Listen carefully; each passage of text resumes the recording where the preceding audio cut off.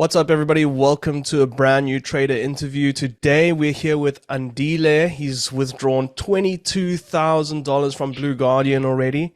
Some of you might know him, actually. He's got a YouTube channel, Andy the Goat, Mm. also known as. And yeah, I mean, this guy really knows what he's doing. $22,000. So yeah, welcome, bro. Thanks for being here.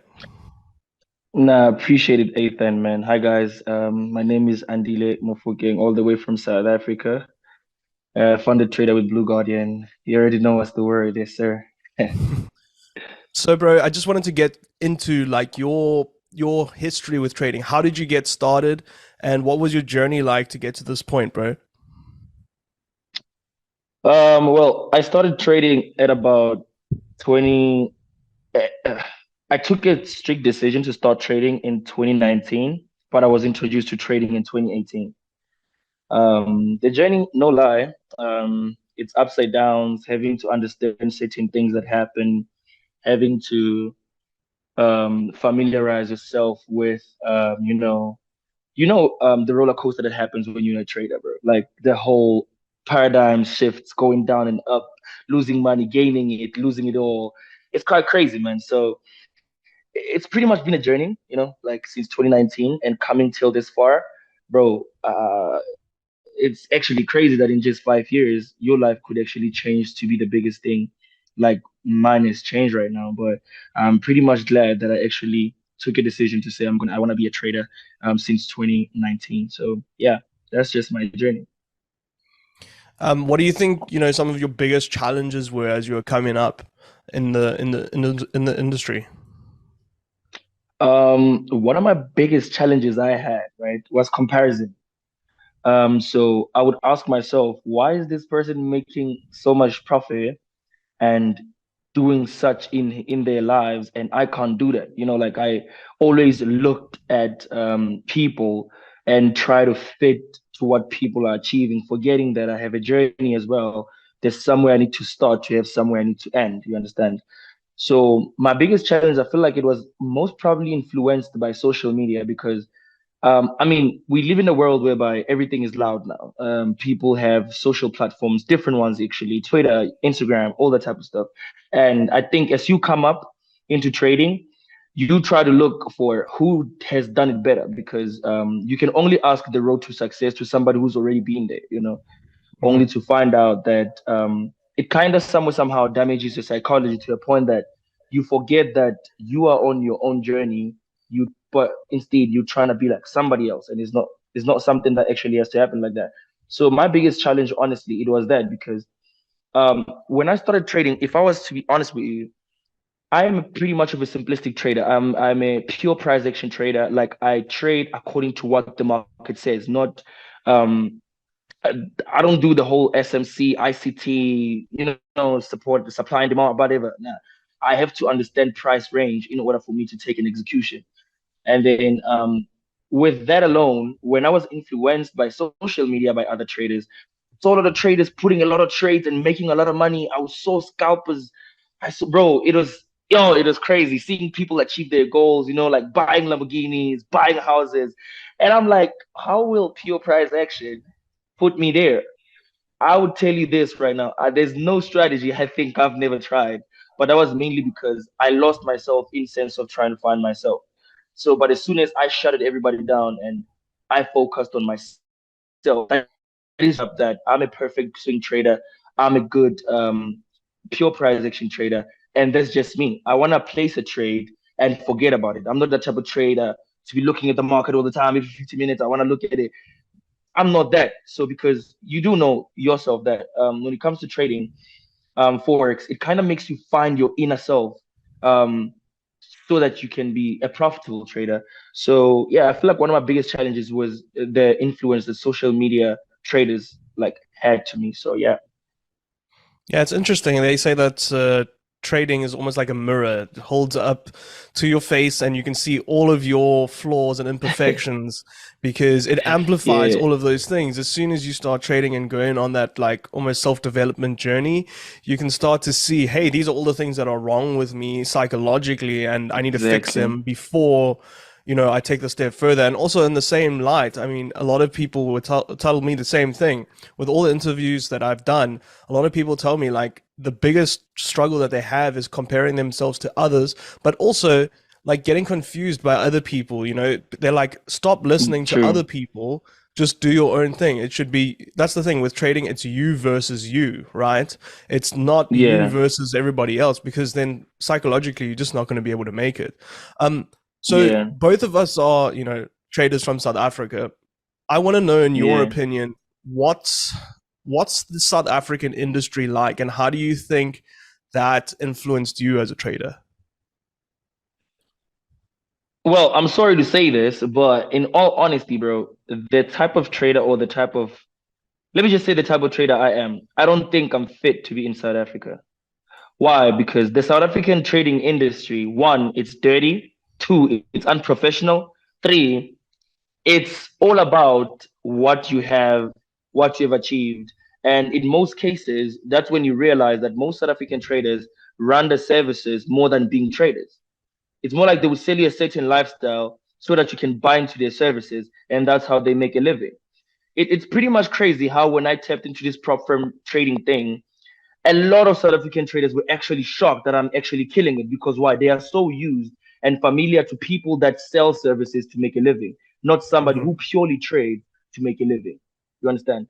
So for me, honestly, bro, I was even shocked that you're from South Africa. I was like, what the hell? But I was Mm. pretty much interested because I was like, yo, actually, at least I have a brother out here who's actually doing the same thing I'm doing, who's actually killing the same way as I'm doing. And that was pretty amazing because a lot of people don't be doing that in South Africa, bro. um, to just start with the professionalism behind trading. Most South African traders don't have it. People here are those type of people that says, I'm funding. If I lose it, I lose it. Bro, there's no risk management. Psychology is crazy. Oh, bro, it's a tendrum. Like, I It's don't want to bad. lie to you. The South African trading industry is really, really bad. Yeah. Bad.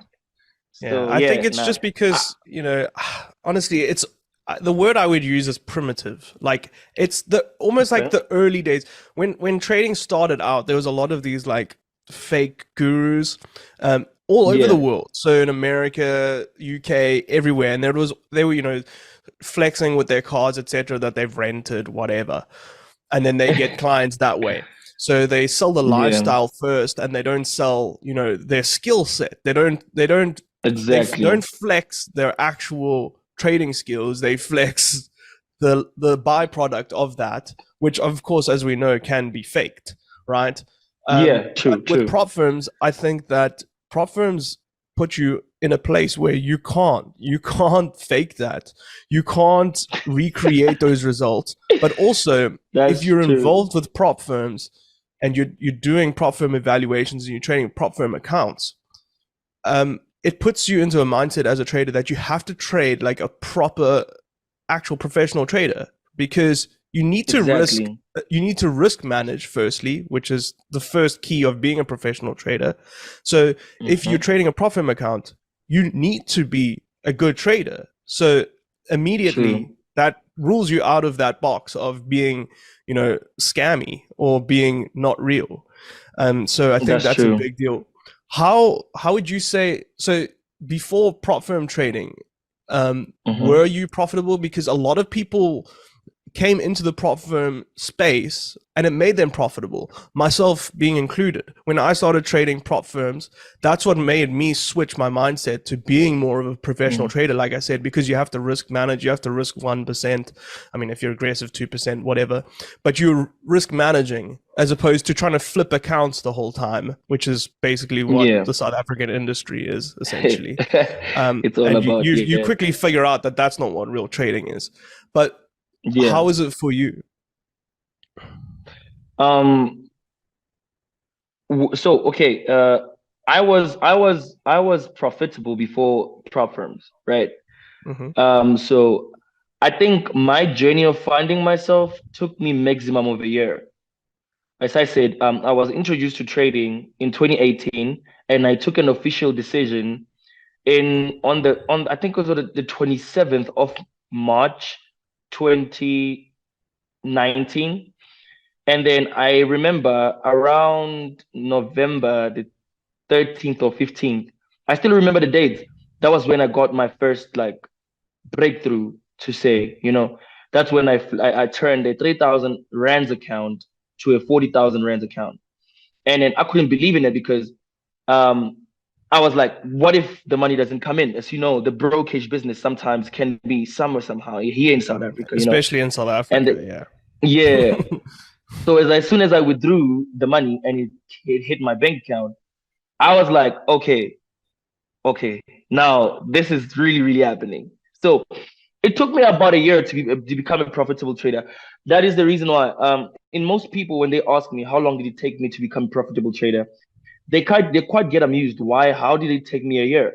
And I tell them that in all honesty, I feel like it's just a stigma or just a rumor to say you have to take long to become a profitable trader. But imagine if you were to figure yourself out first before you can start trading, because most people, what they like doing is starting with the last steps of trading before actually taking the first steps. As you join into trading, you're not willing to learn, you're not willing to learn risk management, you're not willing to practice psychology, you're not willing to do anything. All you want is just to fund and flip an account. And this is a space where people actually lose a lot of money. And that's where, after you have lost quite a lot of money, when you've lost yourself, that's where you try to find yourself. And now, at that moment, as you try to find yourself, you have to deal with the pain of losses first. Second, you need to deal with the psychological trauma you might be having because of you might think trading is a scam. Trading ate all my money. That means you have to heal first before you can start learning yourself. That's what prolongs people's journeys. You understand? So I was a profitable trader before becoming a funded trader. And you might laugh if I tell you the craziest part. I started trading prop firms about 7 months, 6 months ago. Yeah, that was when I was introduced to the prop firm industry.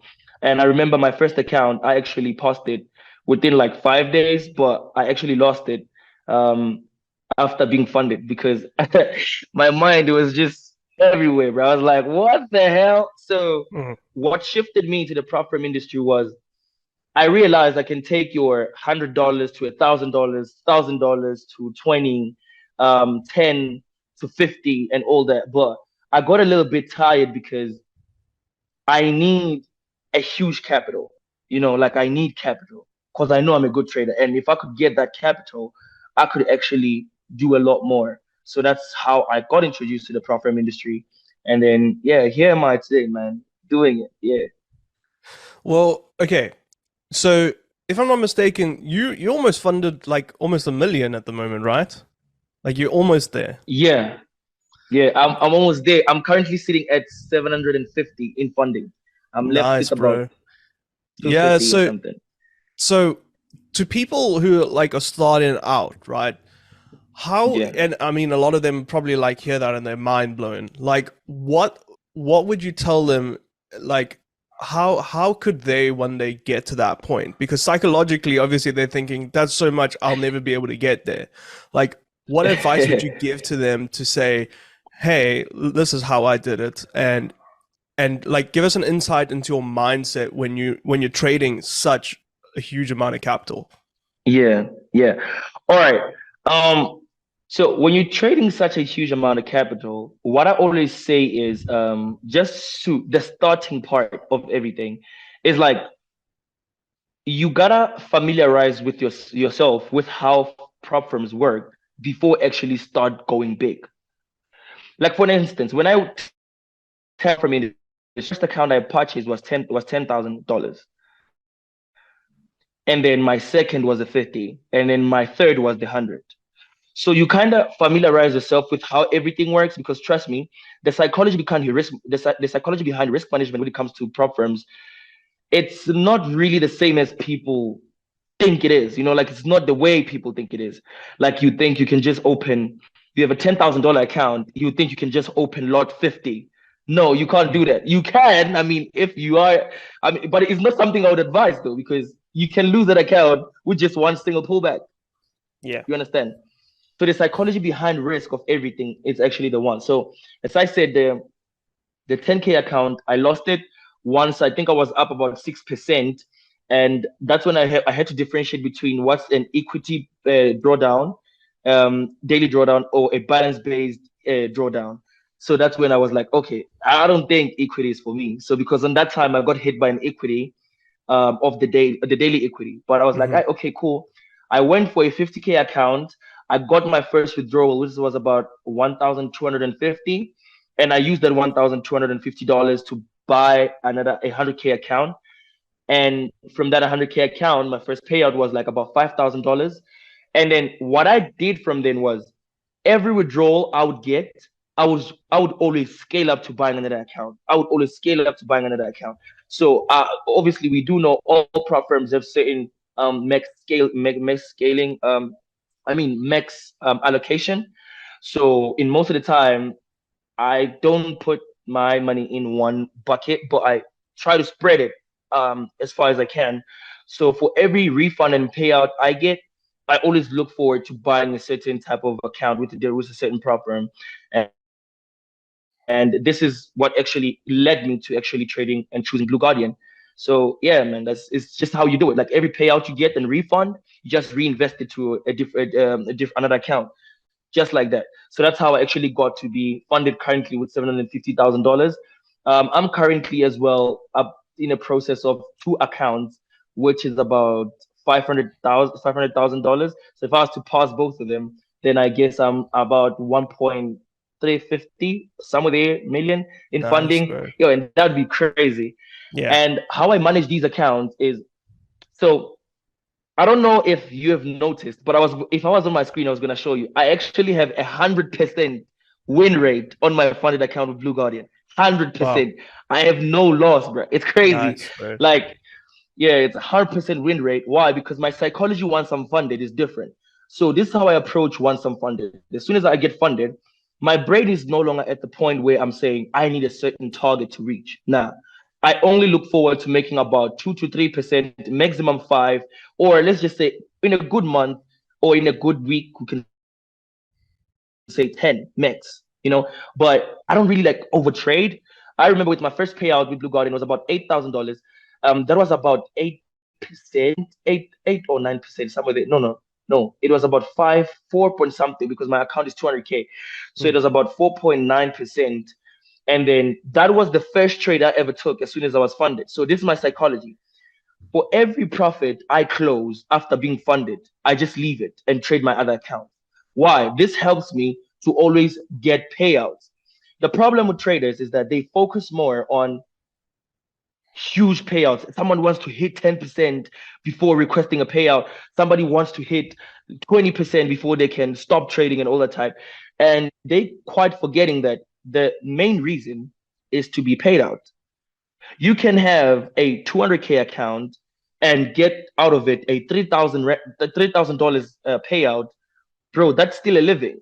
There's people out there who earning $250 or $500 to do their jobs from the first until the last day of the month just to earn $400. You are here trading every bi-weekly. You are earning $3,000 to $5,000 every bi-weekly. I mean, man, we from South Africa. You Mm. know, $1,000. That's about 20,000 rands in South Africa. Mm. So that Yeah. means $3,000.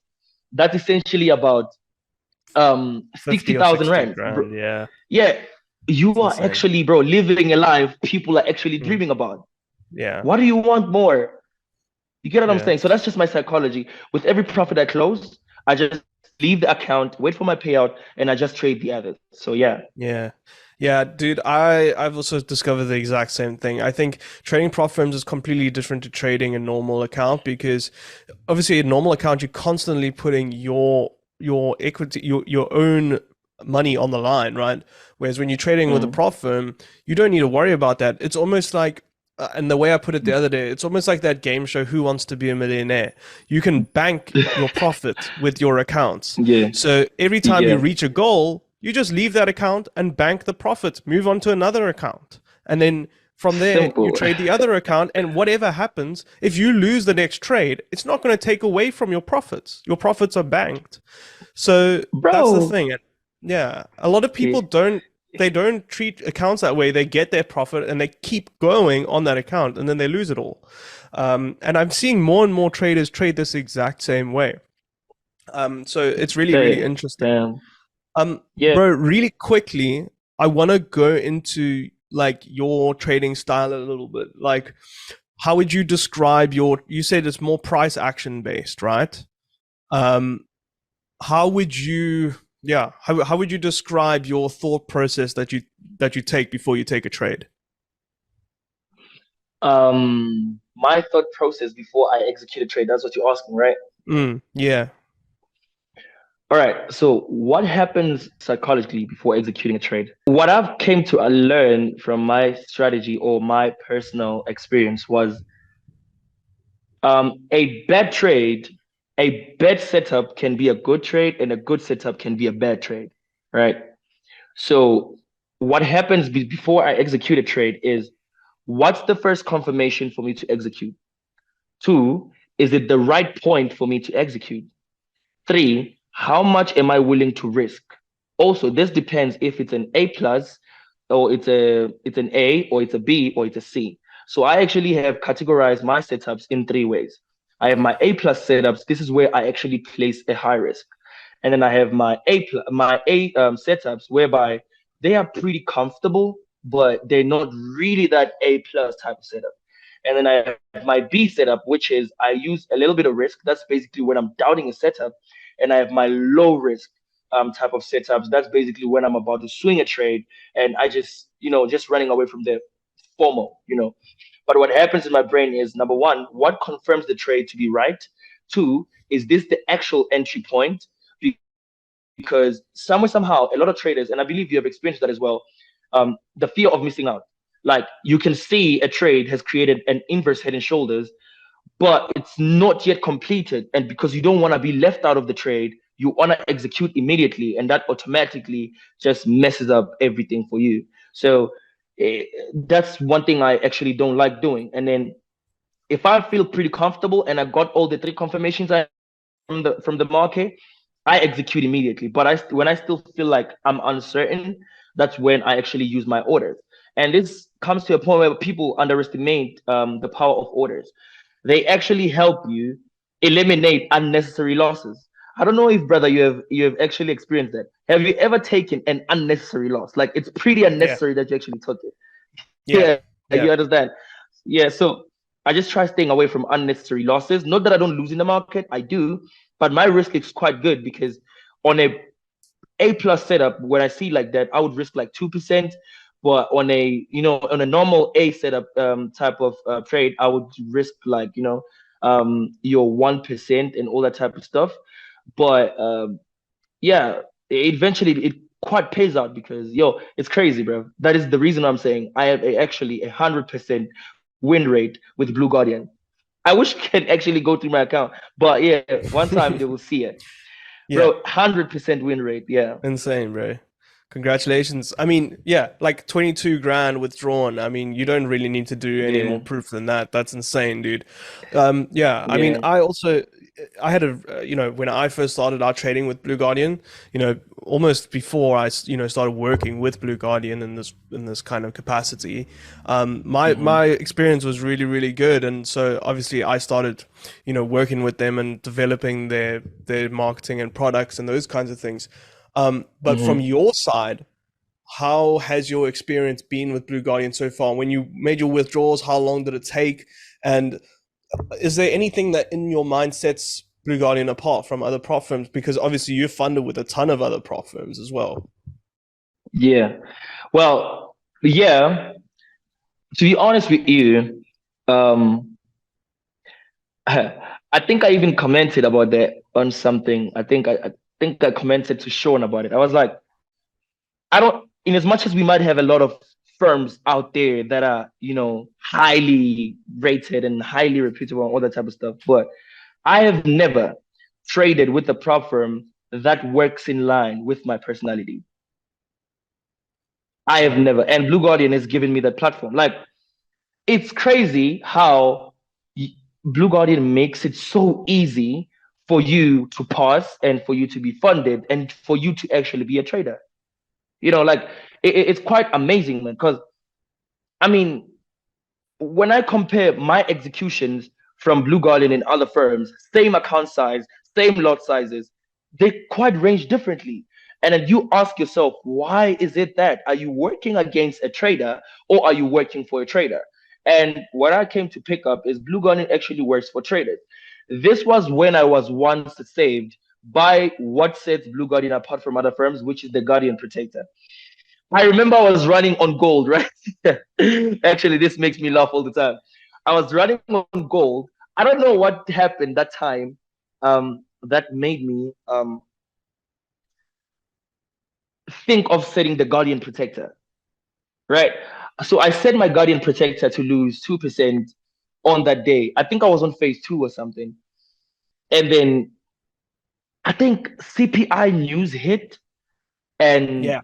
yo, if I didn't set that, I promised you my Yeah. account would be gone. I Yeah. promised my account would be gone. But I just got an email. The Guardian Protector just protected me. Oh, okay. Yeah. I go through my account. The trade what didn't hit the stop loss. It was stopped because of the Guardian Protector. And then when I looked at the movement, woof, Yeah. It is huge. Yeah. I could have lost that account. And I was like, damn, actually they work for traders, you know. And then from there, I just recovered and recovered past my phase two. And also, what sets it apart is I love the fact that the phase two is actually 1% down than most of every firm per se. It Because makes a every prop firm difference, out right? there, Yeah. yeah, every prop firm out there wants 5% target on phase two, and Blue Guardian only wants 4. Bro, I mean, you're just wanting the 50% of the previous percentage we're looking for, because phase one Exactly. is 8%, phase two is actually 4%. Bro, it makes a Exactly. difference. Do you know how hard it is to Yeah. reach 5%, especially in Yeah. phase two? Yeah, that Yo, that it's was for me as crazy. well. I passed and I didn't even know I had passed. So I hit the 4%. I thought it was supposed to be 5. So I almost kept trading, but then I got the email to say I passed, and I'm like, how did I pass? I've only had 4%. What So happened? Yeah. yeah, it makes a huge difference, bro. Really, really big difference, and people don't realize that.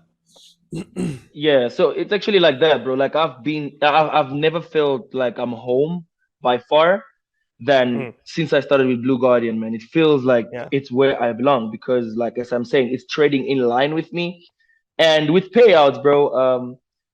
Bro, I actually requested my payout, and then I think it doesn't even take 3 hours for it to hit my dealer account, and just the process is quite simple. It's just simple. You yeah, get there, profit share, withdraw, confirm, and then you receive an email. Your payout will be given sooner, in about a day or two, but it actually mm, hits before that time. So yeah, 3 hours later, I always getting like my payouts, and it's understandable, man. I mean, it's international transactions and all that type of stuff. And I yeah, guess I get my actual payout hit my bank account within one day. So basically, I would receive my deal today, and then probably the following day in the morning, I get my payout, and I just yeah. shout out, yo, Blue Garden is changing lives. So yeah, Yeah. Well, dude, you're doing amazing stuff in the industry, and I really appreciate having you on the show and just chatting a little bit about your journey. I think a lot of people are going to take yeah, inspiration from the advice and those kinds of things that you've given on this. So yeah, dude, yeah. I really appreciate it. So thank you very much for chatting with me, bro. No problem, sir. I really appreciate you too, guys. Yeah, thank you. Sweet. So to everybody who watched, please do hop down below and give a like and subscribe if you enjoyed it. If you want to see other videos in future, let us know in the comments down below what you'd like to see. But thank you to everybody who watched this trader interview.